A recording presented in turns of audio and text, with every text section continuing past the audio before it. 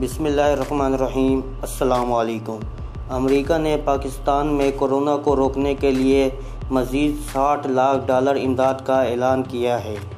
سرکاری ٹیلی ویژن کے مطابق امریکہ کی جانب سے پاکستان میں کورونا کو روکنے کے لیے مزید $60 لاکھ کی امداد دی جائے گی، اور اس اعلان سمیت امریکہ مجموعی طور پر پاکستان کے لیے $2 کروڑ 10 لاکھ کی فراہمی کا اعلان کر چکا ہے۔ امریکی ناظم امور جونز کا کہنا ہے کہ وزیر اعظم عمران خان اور امریکی صدر ٹرمپ کی ہدایت پر شعبہ صحت میں تعاون بڑھ رہا ہے۔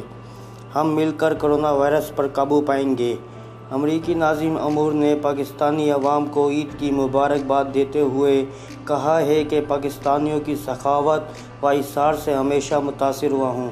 دوستو، یہ تھی آج کی ویڈیو۔ اگر آپ کو میری ویڈیو پسند آئی ہے تو میرے چینل کو سبسکرائب کر دیجیے۔ شکریہ۔